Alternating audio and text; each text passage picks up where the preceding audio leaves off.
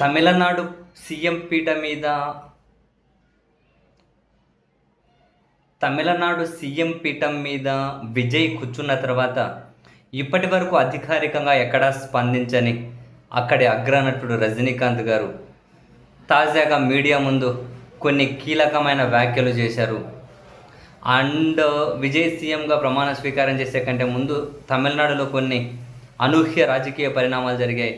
రజనీకాంత్ వెళ్ళి స్టాలిన్ కలిసిన తర్వాత రజనీకాంత్ను ముఖ్యమంత్రి అభ్యర్థిగా డిఎంకే అన్నా డిఎంకే తీసుకురాబోతున్నారు అనే పెద్ద ఎత్తున జాతీయ మీడియాలో కూడా రిపోర్ట్లు ప్రసారం చేయబడ్డాయి. దీని మీద కూడా స్పందించిన రజనీకాంత్, స్టాలిన్ నాకు మంచి మిత్రుడు, ఓడిపోయిన తర్వాత క్యాజువల్గానే వెళ్ళి కలిశాను అని చెబుతూ, విజయ్ ముఖ్యమంత్రి అవ్వగానే మొదట నేను షాక్కు గురయ్యాను, ఆ తర్వాత సంతోషపడ్డాను. తమిళనాడు ప్రజలు కోరుకున్నారు కదా ఆయన సీఎంగా, సంతోషపడ్డాను, మంచి చేస్తాడు అని చెప్పి నేనైతే భావిస్తూ ఉన్నాను.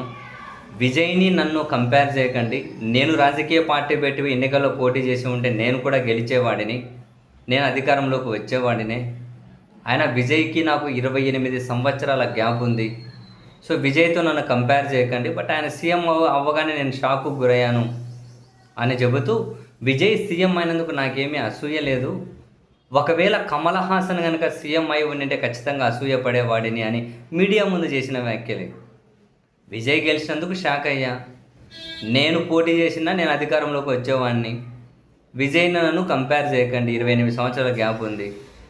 కమల్ హాసన్ సీఎం అయినంటే నేను అసూయ పడేవాడిని. ఇప్పుడు విజయ్ తమిళ ప్రజలకు మంచి చేస్తే సంతోషమే, మంచి చేస్తాడనే భావిస్తూ ఉన్నా.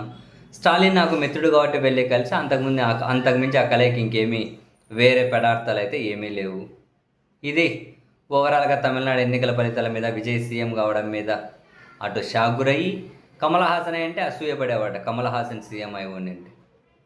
బహుశా ఒకే ఏజ్ గ్రూప్ వాళ్ళు కాబట్టి కొంచెం అటు ఇటు రజనీకాంత్ కమల్ హాసన్తో కంపేర్ చేసుకొని ఈయనట్టు ఎన్నికల్లో కూడా పోటీ చేయలేకపోయారు కాబట్టి కమల్ హాసన్ సీఎం అయినంటే అసూయపడేవాని అని చెప్పి ఆ కోణంలో ఏమైనా అన్నాడా, ఏ కోణంలో అన్నాడో తెలియదు కానీ డైరెక్ట్ ఇదే కామెంట్ అయితే చేశారు.